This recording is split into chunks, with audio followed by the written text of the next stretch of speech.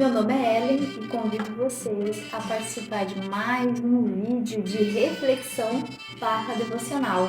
Vamos lá? Estamos no livro de Mateus, né? Fazendo a reflexão do livro de Mateus. O vídeo anterior foi do capítulo 21.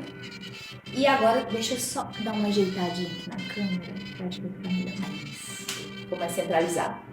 E eu senti assim que ficou faltando um pouquinho ainda de eu fazer um complemento do capítulo 21, que é quando o Senhor Jesus está falando daquela parte do fazendeiro, né? Do fazendeiro que arrenda a fazenda dele para os lavradores, né? Porém, só que esses lavradores são maus. E de quem que o Senhor Jesus estava se referindo? Ele estava fazendo uma comparação através daquela parábola dos sacerdotes, né? Dos fariseus, dos saduceus, que eram grupos religiosos importantes, influentes naquela época, que eles não estavam fazendo papel. Eles eram os lavradores maus, né? Ao qual fala aqui nessa parábola. E essa parte aqui do versículo 41, ele pergunta, né? Vamos ver se versículo 41. Vamos pegar do 40. Quando, pois, vier o senhor da vinha, que fará aqueles lavradores? Ele pergunta, e aí eles respondem, né? Fará perecer horrivelmente a estes malvados e arrendará a vinha a outros lavradores que lhe remetam os frutos no seu devido tempo. Ou seja, aqui o Senhor já está revelando que Deus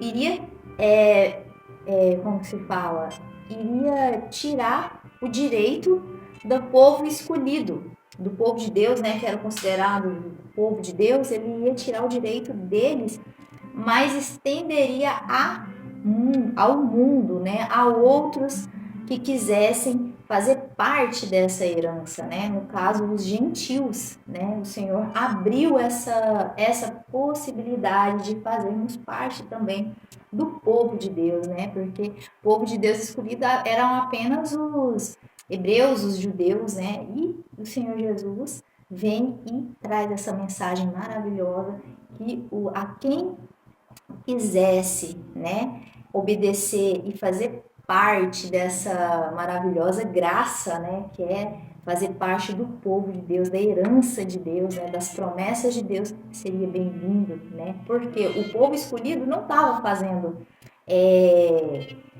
não estavam honrando, né, esse favor que Deus estava dando para eles. Então, esse favor seria estendido a outros povos.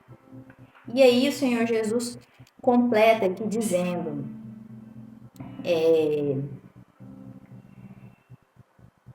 porque perguntou-lhes Jesus, nunca leste nas Escrituras, a pedra que os construtores rejeitaram, essa veio a ser a principal pedra angular, ou seja, ele estava se referindo a ele, né? Isto procede do Senhor e é maravilhoso aos nossos olhos. Portanto, vos digo que o reino de Deus vos será tirado e será entregue ao povo que lhes produza os respectivos frutos. Todos os que cair sobre esta pedra ficará em pedaços, e aquele sobre quem ela cair ficará reduzido a pó. Os principais sacerdotes e os fariseus, ouvindo esta parábola, entenderam que era a respeito deles que Jesus falava, e conquanto buscassem prendê-lo, temeram as multidões. Ou seja, o quanto tentassem, por mais que eles quisessem prendê-lo, eles temiam as multidões, porque estas o consideravam profeta.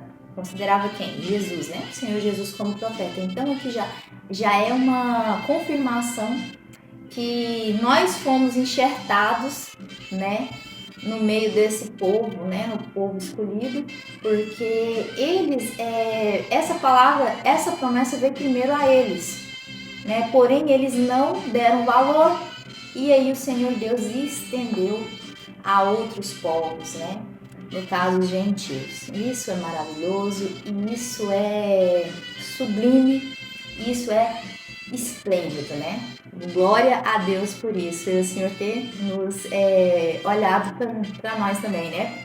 Porque quando fala assim, o Senhor Jesus, ele te ama, ele morreu para te salvar, é verdade. Ele não morreu só pelos escolhidos, mas ele morreu para todos, para todo aquele que crê nesse sacrifício, no seu sacrifício do Senhor Jesus, possa vir a ser salvo, possa vir fazer parte dessa herança, né, da herança eterna, né, do reino de Deus e das suas promessas, né, ao qual ele faz aqui para nós também vivermos aqui na terra, né, e quando for o fim, que nós possamos reinar também com ele, né, com o Senhor Jesus. Isso é maravilhoso. Então vamos dar continuidade agora para o capítulo 22. A parábola das bodas. De novo entrou Jesus a falar por parábolas, dizendo-lhes: o reino dos céus é semelhante a um rei que celebrou a bodas de seu filho. Então enviou os servos a chamar e convidou para as bodas, Então enviou os seus servos a chamar os convidados para as bodas, mas estes não quiseram vir. Enviou ainda outros servos, com esta ordem: dizei aos convidados: eis que já preparei o meu banquete, os meus bois cevados já foram abatidos e tudo está pronto, vinde para as bodas. Eles, porém, não se importaram e se foram, um para o seu campo, outro para o seu negócio e outro agarraram os servos e os mataram. Agarrando os servos, os maltrataram e mataram. O rei ficou irado e, enviando as suas tropas, exterminou aqueles assassinos e lhes incendiou a cidade. Então disse aos seus servos: está pronta a festa, mas os convidados não eram dignos. E depois para encruzilhadas dos caminhos e convidai para as bodas quantos encontrardes. E saindo aqueles servos pela estrada, reuniram todos os que encontraram, maus e bons, e a sala do banquete ficou repleta de convidados. Entrando, porém, o rei para ver os que estavam à mesa, notou ali um homem que não trazia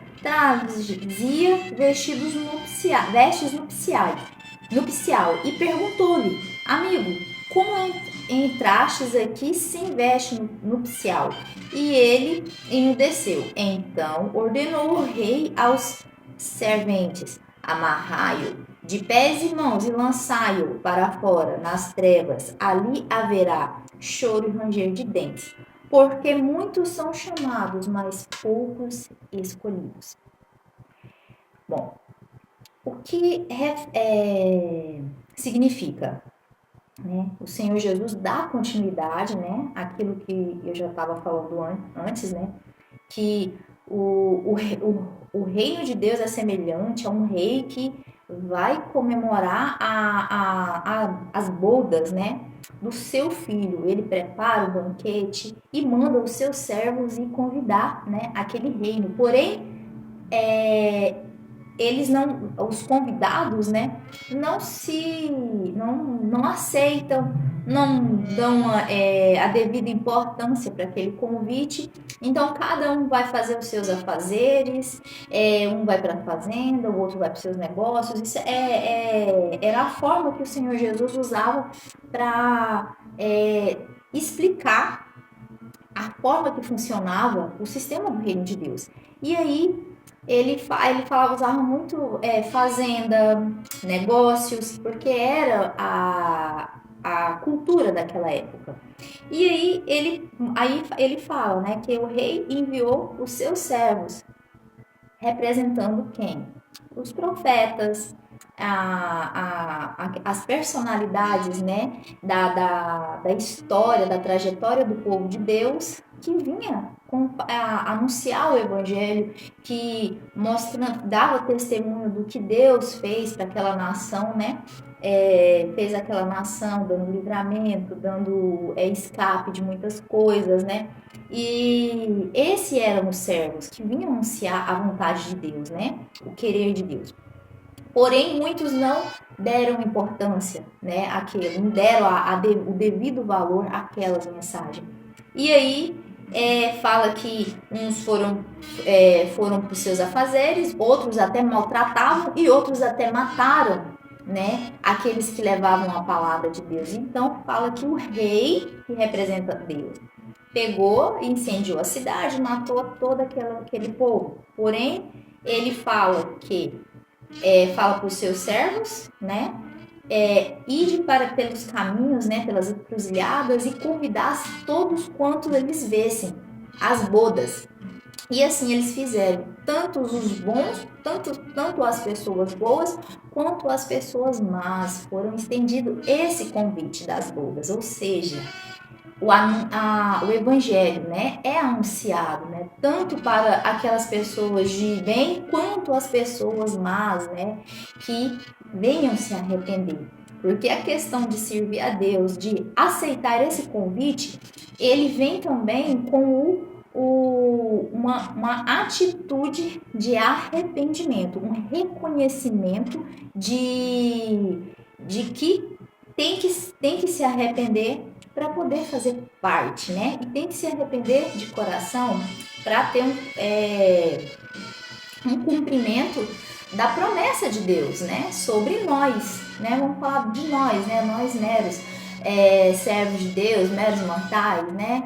Fracos, errantes, pecadores. Então, assim, o que naquela época esse convite do rei fazer para um reino, né, para os súditos, vinha com o convite vinha a roupa para vestir na cerimônia, na festa, né? Então era assim muito respeitoso. Então vinha até os trajes para as pessoas se vestirem. E esses trajes, essas roupas, representam o quê? O que nós carregamos com o aprendizado de convivência, né? O arrependimento, né? E a troca das vestes, né? De quê? De obediência, de boas obras, né? De vestirmos as vestes brancas, né? Que a gente sempre vê falar na palavra, né? Nas pregações, né? Das vestes limpas, né? Do cuidado com aquilo, com dando devido valor ao convite, né? Ao cuidado de Deus por nós. Então, assim, esse convite falava, né, representava isso também. E aí, em todos esses outros povos, né, foram participar do banquete, porque o banquete já estava pronto. Esse era o convite, né, de Deus. Do rei, né, que representava Deus nessa parábola do Senhor Jesus. Eu espero estar conseguindo estar passando certinho, né, o que está vindo na minha mente para poder explicar para vocês. E aí o rei entra para ver quem está à mesa do banquete. E aí ali ele vê um homem que não está vestido com as vestes, né, que foram dadas, né, para estar participando daquele banquete. O que isso representa? Representa a vida que, apesar dele ter aceitado o convite, ele não mudou, ele não se transformou, ele não vestiu as roupas, né, as vestes celestiais, ao qual o rei, né, o presenteou para estar participando daquele banquete. E aí é quando ele fala, né, para os serventes, né? O rei fala para os serventes: amarrai-o de pé e mão e lançai-o fora nas trevas, né? E e ali haverá choro e ranger de dente, ou seja, será aquele que não se enquadrar numa vida correta, conforme a palavra de Deus, ao que o Senhor ensina, ele vai ser lançado fora. Não adianta você ser chamado e você não viver o seu chamado, né? Você não viver a obediência, você não viver a renúncia, né, do mundo e querer estar no meio do banquete, você não como se diz, não vai permanecer, né? Então não vai, é a perca de tempo, será lançado fora. Isso é um alerta para nós também, né? Que nós tenhamos cuidado e tenhamos o devido valor, damos o devido valor, né, às coisas de Deus, né? Nos enquadremos na palavra do Senhor, é o que o Senhor Jesus nos traz na Bíblia, né? Nos ensina os conselhos, né? Que é muito importante. E aí, o Senhor Jesus finaliza essa parte falando, né? Porque muitos serão chamados, mas poucos escolhidos. É isso. O convite se estende a muitos. Muitos aceitam o convite.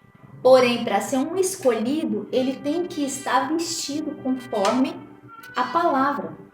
Ele tem que estar revestido com a palavra de Deus. Ele tem que estar enquadrado nas suas atitudes, né? Nas suas práticas, né? Com seu coração limpo, né? E é sobre isso que o Senhor Jesus está falando. E era que aqueles religiosos não estavam cumprindo, né? Estava só em aparência. Era só aparência, porque valor agregar. Eles ensinavam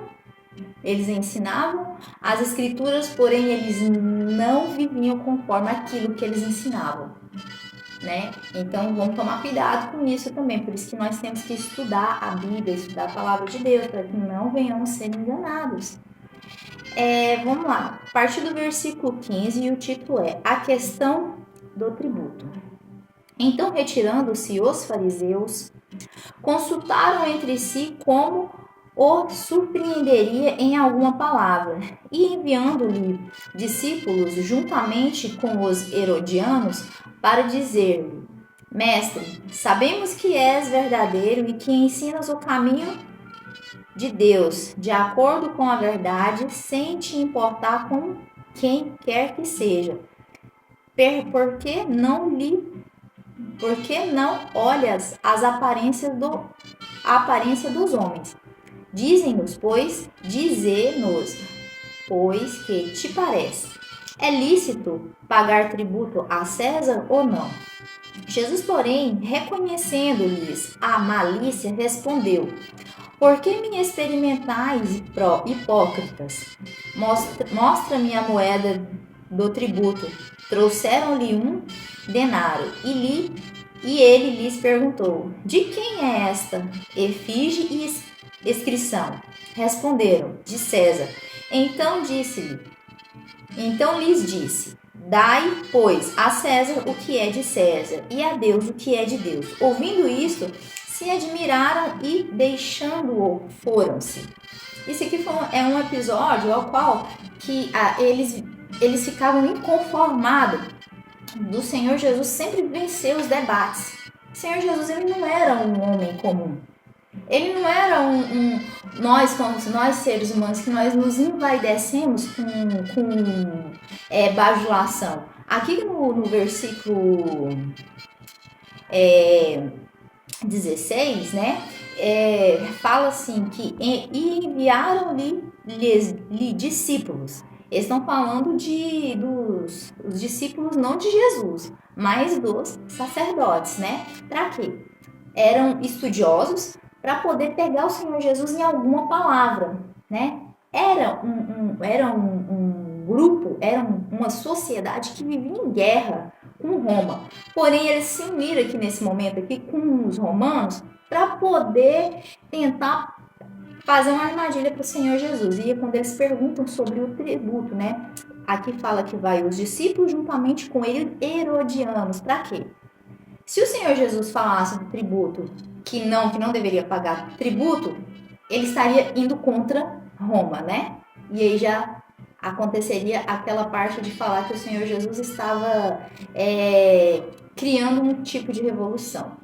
Mas, e se ele fala, e iria contra a nação dele, né? No caso, os judeus. E se ele falasse que era lícito pagar o tributo, ele iria a favor de César e contra a nação dele, né? Eu acho que eu fiz uma confusão aqui. Vamos lá, vamos reformular aqui. Se ele falasse que era lícito pagar, iria contra a nação dele, contra os judeus. Porém, se ele falasse que não, ele iria a favor, porém ele ia contra Roma. Então ia acontecer uma revolução, ia acontecer um monte de coisa. Só que o Senhor Jesus já sabia o que ia acontecer com ele, ele sabia que ele tinha um tempo. E aí ele percebe que quando eles falam mestre, né, sabeis que é verdadeiro, eles estão fazendo uma bajulação, achando que ia inflar o ego do Senhor Jesus. Porém, o Senhor Jesus, ele não era um homem de se deixar levar pelas palavras. O Senhor Jesus já sabia qual que era a intenção daqueles discípulos que o procuraram, né? E aí ele pegou e chama eles de hipócrita e fala assim: por que estão me testando, né? Por que estão me testando? Aí ele fala para eles: mostra-me uma moeda, né? Aí ele mostra-me uma moeda, e eles vão e mostram para ele, né? Mostra para ele um denário, e ele pergunta, né? Que escrita tá aí? Que efígie tá aí? Que inscrição está aí? Aí eles falam: César. César era um título, não era um nome de uma pessoa, era um título de imperador. Aí eles pegam e falam: César, e ele fala: então dê a César o que é de César e a Deus o que é de Deus. E então eles ficam admirados com a resposta do Senhor Jesus e se retiram dali. Porém, essa admiração que eles sentem não evolui para uma transformação, para uma conversão, né? E é sobre isso assim que a gente também tem que tomar cuidado com nos ensina, né? Essa parte aqui nos ensina a parte da bajulação. Uma pessoa, quando ela é bajulada, ela se enfraquece espiritualmente, porque ela entra aquele ego, né? De achar que ela é melhor, né? Que os outros. Temos que tomar cuidado com essa parte da bajulação, do elogio, de pessoas que a gente sabe que não gostam da gente ou que não concordam com a gente. Temos que tomar cuidado. E o Senhor Jesus conhecia, né? O Senhor Jesus é o Messias. O Senhor Jesus, né, não era um homem comum, né? Como nós aqui. Ele sabia a intenção que estava no coração daquelas pessoas, né? E aí ele não é pego nessa armadilha que eles criam para tentar como se fala, acusar o Senhor Jesus, pegar o Senhor Jesus em algum erro. E eles tentavam de todos os lados para poder comprometer, né, o Senhor Jesus. Vamos ler agora a partir do versículo 23, que o título é Os Saduceus e a Ressurreição. Lembrando que nos vídeos anteriores eu falo sobre os saduceus e os fariseus. Os fariseus, eles acreditavam em ressurreição, era um grupo religioso que acreditava na ressurreição, estudavam o Pentateuco, né? Eles criam no livro, e eles criam também até que é o Pentateuco, é os 5 primeiros livros da Bíblia. E eles criam até além, nos outros livros, né, que existiam. Porém, os saduceus não, eles acreditavam só no Pentateuco, que eram os primeiros 5 livros da Bíblia, e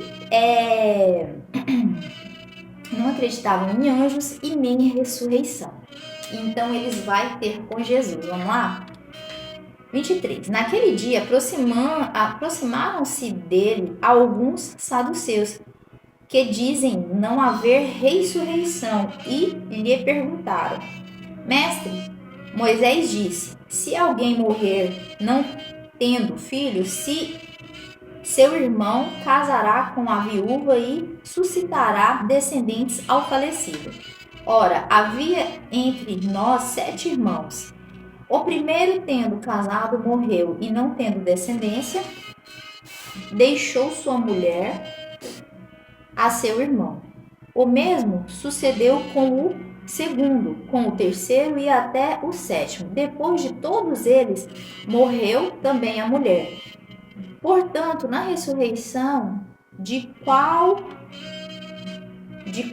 dos 7 será ela esposa? Porque todos a desposaram. Respondeu-lhe Jesus: errai não conhecendo as Escrituras, nem o poder de Deus. Porque na ressurreição nem se casam e nem se dão em casamento. São, porém, como os anjos no céu. E quanto à ressurreição dos mortos, não tendes lido o que Deus vos declarou? O que Deus vos declarou? Eu sou o Deus de Abraão, o Deus de Isaque, o Deus de Jacó. Ele não é Deus de mortos, e sim de vivos. Ouvindo isto, as multidões se maravilhavam da sua doutrina. Então, aqui eles tentaram pegar o Senhor Jesus em algo ao qual eles não acreditavam.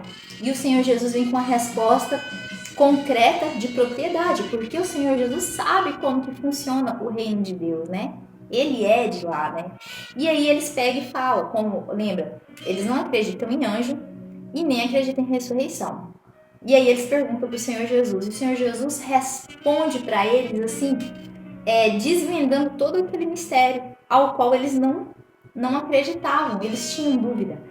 É sobre isso aqui, ó, quando ele fala assim, eles falam assim, como ela é... Então, eles tentam pegar o Senhor Jesus, eles fazem essa pergunta para o Senhor Jesus, para quê? Para comprometê-lo na resposta. Eles pensavam que o Senhor Jesus não teria sabedoria suficiente para responder essa pergunta que eles fizeram, né? Tipo que assim, agora eu peguei ele, mas o Senhor Jesus, ele não era desse mundo, né? Ele não era um homem comum, o Senhor Jesus. E aí, o que acontece? Eles vão fazer essa pergunta pro Senhor Jesus, né? Do 7 homens, né? Ter desposado aquela mulher. Porque eles usavam a lei, eles tentaram usar a lei do liverato, que era uma lei que Moisés fez essa lei, para quê? Para que desse suporte para que a mulher, que a viúva não ficasse desprotegida, né? Então, assim, quando um homem casasse com a mulher e essa mulher não gerando descendentes a esse homem e esse homem viesse a morrer, um irmão dele assumiria essa mulher ou um parente mais próximo. A gente vê também isso na história de Ruth, né? E aí, o que acontece? Eles pegaram e perguntaram para o Senhor Jesus na ressurreição. Lembre-se que eles não acreditam em ressurreição, os saduceus, e nem em anjos. E aí o Senhor Jesus responde para eles de uma forma com muita propriedade, muito assertiva, né? Somente o Filho de Deus que tem intimidade com o Pai para poder conseguir dar uma resposta de tamanha sabedoria e de grande conhecimento, que foi o que o Senhor Jesus deu para eles, né? E aí eles perguntam para o Senhor Jesus na ressurreição, quem seria o esposo daquela mulher, sendo que todos a tinham desposado. E aí o Senhor Jesus pega e fala para eles, né? Erreis porque não lê as Escrituras. Porque lá fala, né? Que no céu, na ressurreição, não tem casamento e não se dão em casamento. Serão como os anjos, né? Na ressurreição seremos como os anjos, né? Que não se casam e não se dão em casamento. E aí o Senhor Jesus já responde para eles que existe anjo, né? E aí o Senhor Jesus vai além, né? Fala também, não lestes lá, na parte aqui, né? Não lestes nas Escrituras, né? Que o Senhor Deus declarou, né? Que no versículo 31. E quanto à ressurreição dos mortos, não tendes lido o que Deus vos declarou? Eu sou o Deus de Abraão, de Isaque e de Jacó. Ou seja, Abraão, Isaac e Jacó estão com Deus, né? Eles vivem em Deus, né? Eles estão em Deus, eles não estão mortos. Eles teve ressurreição deles, né? Eles estão no céu. E aí eles falam aqui, né? O Senhor Jesus fala, né? E eu vi, ele não é Deus de mortos, e sim de vivos. Ou seja, aquele que morre no Senhor, aquele que morre em Deus, né? Aquele que morreu obedecendo a Deus, fazendo a vontade de Deus, ele não morreu. Ele está com Deus, ele está nos braços do Pai, né? E aí o 33 finaliza falando que as multidões ficam maravilhadas com esses pontos de doutrina que o Senhor Jesus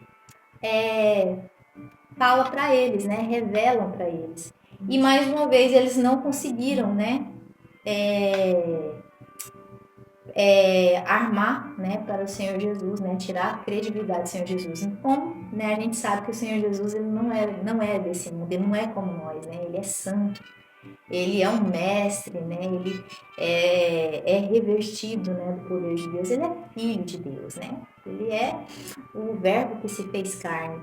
E aqui está a minha reflexão de mais esse capítulo, só que porém eu vou dar continuidade em outro vídeo, porque essa é a parte 1, vou dar a parte 2, porque foi só até o versículo 33. O próximo vídeo vai ser do versículo 34 em diante para finalizar, tá bom? Senão o vídeo fica muito extenso, né? E eu quero que vocês possam assistir direitinho, ter o tempo de vocês, né? Senão fica muito grande, pega muito tempo de vocês, né? E acaba ficando dificultoso para vocês estar fazendo devocional.